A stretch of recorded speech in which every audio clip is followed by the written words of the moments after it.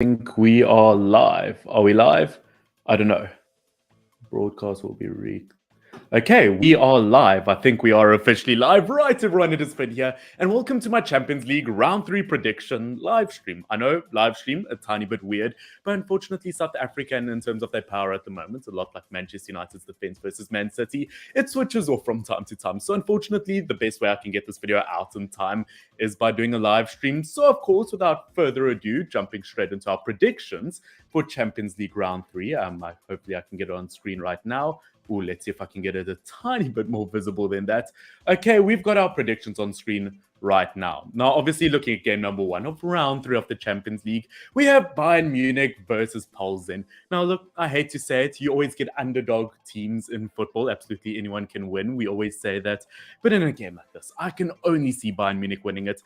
And I can see them getting a relatively convincing win. I think I might go with a 5-0 win. I mean, you just look at Plzen. Nothing bad versus them. I'm sure they're an absolutely brilliant team. But in terms of the Champions League, they've been dominated in every single game. Looking at Bayern Munich, although not great in the Bundesliga this season, it's so hard not to buy in to this team. Excuse the pun. But looking at Bayern Munich in the Champions League, they've been so incredibly strong. One of the best teams in world football, and versus a team like Plzen, as I said, I'd hate for it to be a dominant performance, but I do think it will be just that. Now, moving on to our second game, we've got Marseille versus Sporting. Now, obviously, looking at Marseille, I think the first thing that will pop out at you is 2 losses already in the Champions League. But I do have to say, in their previous game versus Eintracht Frankfurt, that 1-0 loss, they had a really, really good game, to be honest. I mean, defensively, the reason they conceded was due to a few silly mistakes at the back, which, I mean, a team full of Arsenal and Manchester United former players, I do think it is bound to happen. But looking at Marseille, they are definitely a team to, dare I say, fear this season. I do think that they are a really, really good team. I see Pamela has put in the comment section what's up. It's great to see you, Pamela. I haven't done a live stream in a while. Let me know your predictions down below, by the way, guys, whether you're watching the live stream or the recorded video. But looking at Marseille, as I said, they've actually had a really good season despite the Champions League. Looking at Sporting, they haven't had a great season in the Portuguese league, losing 3 games. And funnily enough, losing those 3 games, in all 3 of those games, they had an average of 70% possession. So, I mean, I don't know what it means in terms of them winning this game. I feel like maybe if they get the ball, they need to just give away possession, kind of a Manchester United tactic. But looking at both of these 2 teams, I mean, without argument, they're both terrific teams. But looking at Marseille, although not great in the Champions League, what they've done in the French league, I do kind of back them, you know. I do feel like Alexis Sanchez and a bunch of other great players, Guendouzi, Eric Bailly, and so many others, I do think that they will be able to get the job done. Unfortunately, I have a plane flying over my house at the moment. Maybe it's Sporting CP heading home now. Unfortunately, one problem with the live stream, you can't cut any of that out. But heading on to our next game, we've got an absolutely gigantic one. We've got Ajax versus Napoli. Now, both of these 2 teams absolutely brilliant on the day. Obviously, looking at Napoli, top of the Italian league at the moment. And their Georgian winger, Kvaratskhelia, I have no idea. I see every page saying, remember the name. He will be brilliant. Well, it's kind of hard to remember a name if you can't pronounce it in the first place. But obviously, looking at Ajax versus Napoli, both teams, I have no doubt, will give it their absolute all. They are definitely huge teams in the history of football. I do think in terms of head-to-head results between these 2 teams, we don't really have anything to look at. But looking at both of them, as I said, absolutely brilliant. But looking at what Napoli has achieved this season and the fact that they might win the Italian league, I do think they could take this one. Do I want to disrespect Ajax and give them no goals? I do think I can see Napoli winning this. And I think it will be 3-1. Once again, they've got an absolutely brilliant team. And despite the fact they got rid of Dries Mertens and Insigne Koulibaly and so many others, even Fabian in the midfield, this is an absolutely brilliant team. And I feel like they, dare I say, could go all the way. They could make it to maybe even a semi-final of the Champions League. I see once again a few people in the comment section saying that they think Ajax will lose to Napoli. I do think that's definitely a possibility. Obviously, in terms of who said that, can I get that comment on screen? How do I do this? I haven't live streamed in so long. Yeah, Ajax won't lose, in my opinion. Okay, Ajax won't lose. I do think that is an interesting one. As we know, Ajax is a top quality team, no matter how many brilliant youngsters they get rid of. They still have brilliant players at the end of the day. I do see where you're coming from, but as I said, just something in my opinion with the way Napoli have been playing, I do think they will win it. Now, moving on, we have Club Brugge versus Atletico Madrid. Now, heading into the season, I 100% would have backed a team like Atletico Madrid. But watching their Champions League performances, they haven't really been brilliant. Looking at Club Brugge, they've definitely been a team that can pull out a lot of surprises. And versus kind of a wobbly Atletico Madrid team, I do think we could see something very, very problematic in terms of Atletico Madrid. I do feel like in their last game where they lost to Bayer Leverkusen, they did have a few sloppy mistakes in the back. I would almost call it lazy defending, where they just cleared the ball but had no intention behind their clearances.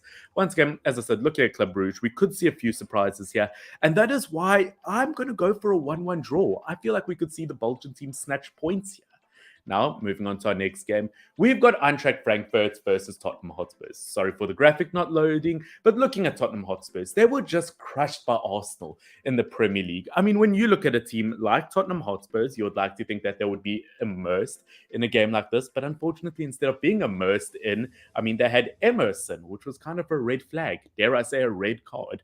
Looking at Tottenham Hotspurs, although still a brilliant team, they've had a great Premier League start to the season, but at the end of the day, they still have that ability to bottle it. They're still a bit Tottenham Hotspurs-y. And versus Eintracht Frankfurt, we could see a real surprise here. Once again, Frankfurt, not a team I know too much about in terms of their ability, or I mean, not really a team I know how to judge, should I say. Got their first ever Champions League win game in their previous game versus Marseille. I wouldn't necessarily say that they were the better team, though, on the day. But looking at these two teams going head-to-head, knowing Antonio Conte, his dislike, his hatred for losing games, I do think Tottenham Hotspurs will win this one. Hopefully Harry Kane, Heung-min Son, and all of the rest put on their playing boots on the day, because we know from time to time that they can forget them at home. Now, moving on, we've got Inter versus Barcelona. Now, in my mind, although, yes, it wasn't too long ago that Inter won the Italian league, this just has to go in Barcelona's favor. And I might disrespect Inter Milan here. I'm going to go with a 3-1 win. Inter have not been great this season. They've only gotten 4 wins in 8 Serie A games. Looking at them in the season as a whole, they've conceded 13 goals. So defensively, not anywhere close where they have to be. And versus Robert Lewandowski, who has carried Barcelona to the top of La Liga, which by itself is an absolute miracle.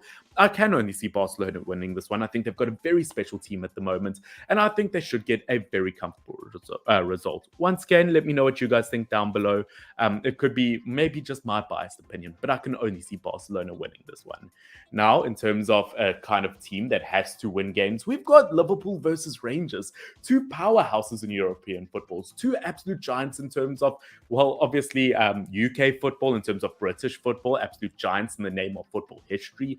Neither of them have really shown up this season. Looking at Liverpool, they have been absolutely dreadful after that draw versus Brighton. I mean, I haven't seen so many angry people on Facebook since some American guy called football soccer. It was absolutely insane, but it is no secret that Liverpool have not showed up this season, whether it be Champions League, whether it be Premier League. They have been very underwhelming. Looking at a team like Rangers, though, once again, they just haven't shown their Champions League quality. They've been okay in the Scottish Premier League, but I mean, no disrespect to that. I think a team like Bournemouth could do okay in the Scottish Premier League in terms of some levels. I do think, looking at Rangers, they do have a brilliant squad. They proved themselves at European football last season, but even versus a struggling Liverpool team, I still kind of back them to get the result, you know. I do think, once again, maybe this is the start of some sort of redemption. Who knows? I mean, they are playing Arsenal over the weekend. They will want to rest their best players for that. They do want to show up in the Premier League. But at the end of the day, you just can't take games like this for granted. Moving on, we've got Porto versus Bayer Leverkusen. And I mean, I know that's a glitch on screen, but that would be pretty cool if that ended up being their kids. Now, once again, in terms of a game that's kind of hard to predict, I think this is one of them. As we know, Porto was absolutely dominated by Club Brugge in their previous game. A 4-0 loss to Club Brugge should never happen to a team like Porto. Looking at Bayer Leverkusen, although they've been really decent in the Champions League, they are currently 17th place, second last place in the Bundesliga. I mean, in terms of their team, they're either Hudson Odoi or Hudson oh boy, they're going to lose another game. Once again, probably doesn't translate that well as a joke, but looking at Bayer Leverkusen, they are without a doubt filled with some absolute superstars. With Patrick Schick up front, you've got Hudson Odoi, you've got Diaby, you've got so many brilliant players in the team, and they had a really good game last time around in the Champions League. Obviously beating Atletico Madrid 2-0, but at the end of the day, it goes down to, are they going to play their Champions League football or the same way that they have done in the Bundesliga? I do think this is an incredibly difficult game to predict. I mean, in terms of results, I mean, I've just crossed out so many and I've gone back and forth. And I feel like at the end of the day, that does mean I have to go with the draw. And I feel like it could be a 2-2 draw. Although, as I said, at the end of the day, it could go absolutely either way. Now, moving on to our next game, we've got RB Leipzig versus Celtic. Now, it has just recently come out that Nkunku apparently has already signed for Chelsea in like 9 months' time, which maybe that is the work of Timo Werner. Maybe Timo Werner's like, you know what, if he goes to Chelsea, he might have a career quite similar to his, and maybe that's Werner's chance of becoming a star at RB Leipzig away. Because at the moment, let's be honest, Nkunku has kind of stolen the limelight over the last season or two. But obviously, jokes aside, looking at RB Leipzig, not a great season for them in the Bundesliga at the moment. Although we do know as a team, they've got a lot of quality in them. They were brilliant last season, and they kind of just need a Kickstarter to change things. And I do think at the end of the day, versus a team like Celtic, although Celtic by themselves are a brilliant team, RB Leipzig should have no excuse but to win this one. Obviously, Celtic top of the Scottish League at the moment. In their previous game, they drew to Shakhtar, though, and they're going to have to do a lot better versus a team like RB Leipzig. Now, next on, we've got Salzburg versus Dynamo Zagreb. Now, I do feel like both of these two teams are very similar in terms of how they play. Obviously, looking at Salzburg in terms of their attacking ability, to get points versus Chelsea and AC Milan is huge for them. Looking at Zagreb, though, also brilliant on the attacking front. We've seen them for years in the Champions League. And obviously, a win versus Chelsea, they've proven themselves. This is not going to be an easy game to predict whatsoever. I mean, to be honest, I kind of have the slightest of clues who to go for in terms of a winner here. But at the end of the day, I do think I have to go for Zagreb in terms of what they've shown over the last few years, although I wouldn't be surprised if Salzburg took it like most teams take their best players. Now, heading on to our next game, we've got Benfica versus PSG. Now, this is quite an interesting game, as both teams are unbeaten in all competitions this season. Benfica, top of the Portuguese table, haven't lost a Champions League game. PSG, exact same goes for them in the French League and the Champions League.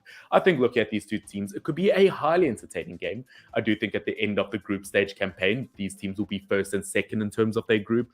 But looking at both of them, I would be lying if I didn't say PSG should take this one. Although they've got Messi up front, their attacking ability has been clean throughout the season. Absolutely, everyone's doing their job in this team, and versus Benfica, it could be a very difficult job for the Portuguese side. And because of that, I do think PSG will take this one. No disrespect to Benfica. They without a doubt have a brilliant squad and they have been playing top tier football. But I do think this PSG team, they just seem to be something else. They seem to unlock a whole new kind of cheat code to themselves. And versus Benfica, I do expect a comfortable win. Now, in terms of comfortable wins, we definitely have a team that has not achieved that this season, as it is Chelsea versus AC Milan, the return of Olivier Giroud to Stamford Bridge. I've been waiting for this moment for absolute ever now. I do think looking at Chelsea, we could see them maybe return to top football versus a team like Milan. Obviously got their first Premier League win under Graham Potter. And could we see once again the likes of Potter cast a spell on Chelsea? Could he put some kind of magic back into this team? Once again, it's not going to be an easy game for them. As we know, AC Milan have definitely gone to a whole new level over the last few seasons. They've definitely improved as a team. And because of that, once again, I'm kind of favoring AC Milan at the moment. It's not going to be an easy decision, especially in terms of just the result at the end of the day. I could so easily put down a draw. But I do think looking at AC Milan, they've kind of proven themselves more. And although, yes, Chelsea not too long ago won the Champions League, I do think AC Milan are probably more likely to. Heading on to our next game. Oh, well, hopefully I can just refresh the page because these graphics just aren't doing it for me. Do I have to scroll all the way down? No, luckily I don't have to. We've got Juventus Haifa next. Now, Juventus, I can't believe I'm saying this, but you're not guaranteed a win versus the Israeli Haifa. I can't believe I'm saying that, but looking at Juventus, only 2 wins in 7 Serie A games, 0 wins so far in the Champions League, and we could see something terrifying here. Yes, although Haifa, in terms of result, lost 3-1 to PSG, it doesn't sound great. They really held their own. They weren't terrible throughout that game, and if they have another not terrible game versus Juventus, we could see a real scare. I have no idea what's happened to Juventus over the last few seasons, but they definitely aren't the same team anymore. But versus a team like Haifa, you would still kind of back their chances to win. I mean, yes, I know they haven't been great, but it's Juventus. You would at least expect something. And that is why, once again, no disrespect to Haifa, but I do think Juventus, with the squad that they have, with the absolute talent in this team, you would expect at least a 1-0 win. I don't think it's going to be massive. I think we are going to take baby steps for the old lady, ironically enough, but I do think Juventus will take it. Now, in terms of absolutely taking points, we have Manchester City. I mean, they've just been taking points for fun at the moment. I mean, I don't want to talk about this team.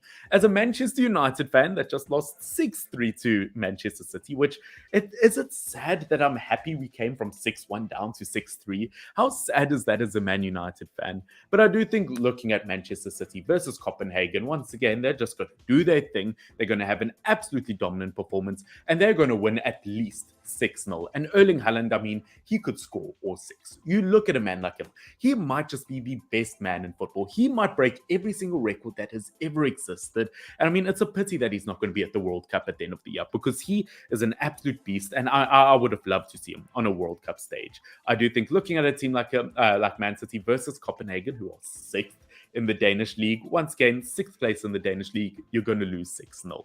Moving on, we've got what I believe is our second last game with Real Madrid versus Shakhtar. Now, I don't know what it is about Shakhtar, but they always seem to be facing Real Madrid in the Champions League in terms of their history. They don't have a bad record versus Real Madrid. 2 wins out of their last 6 games and 4 wins to Real Madrid. It's honestly better than most top European teams. I do think Shakhtar is a team that always has surprises. Currently unbeaten in the Champions League at the moment. Very impressive. And versus some top opposition. But at the end of the day, looking at Real Madrid, although yes, only second in La Liga, still, in my opinion, along with maybe Man City and PSG, the best team in world football at the moment. And once again, you just expect nothing else but a relatively dominant win. But looking at the history between these two teams, I do think Shakhtar could pull up their socks and maybe get a 3-1 loss. And of course, ladies and gentlemen, that takes us to our final Champions League game of round 3. Now it is going to be Sevilla versus Borussia Dortmund. And looking at Sevilla, I have no idea what happened to them. Much like other top opposition in football, like an RB Leipzig, like a Frankfurt, like teams like that, they have seriously fallen. I mean, you look at Sevilla, 17th place in the Liga. I have no idea what happened to them. But looking at them versus Borussia Dortmund, with their current record in their team, I mean, they've once again, I've said this about so many other teams. They've got a top quality squad, some world-class players, but as a team, they just aren't gelling. And versus Borussia Dortmund, I do think Dortmund could make it ugly, and they could make it 3-0. I mean, I say that, although Borussia Dortmund are currently in a Champions League spot at the moment, they've had some very underwhelming performances. They recently lost to Cologne, which, I mean, it's just not something that should happen to a top team like Borussia Dortmund. The only kind of people who should fall to Cologne are people with bad body odor living on the streets. At the end of the day, Borussia Dortmund should take this one comfortably. It should be a 3-0 win. And Sevilla, unfortunately, until you make some changes, you're not going to end up winning this one. But ladies and gentlemen, that is pretty much it for my Champions League predictions. I hope that you guys have enjoyed this one. As I said, let me know down below if you have any disagreements with any of my Champions League predictions. And of course, if you're not subscribed, do subscribe down below. Of course, it does help the channel out. So I'd really, really appreciate it, as we are on the road to 10,000 subscribers. Also, don't forget to leave a like down below. Hopefully next week I will be able to make a pre-recorded Champions League video. I feel like those always come out better. But obviously at the end of the day, South Africa, we've been struggling with a lot of power outages at the moment. And the only way to get this video out in time was, well, obviously to make this video like this. But guys, I hope that you did enjoy this video. This has been fun. FYNN. Thank you so much for watching. Until next time, love and appreciate every single one of you. Cheers. Okay, now I should probably end this live stream.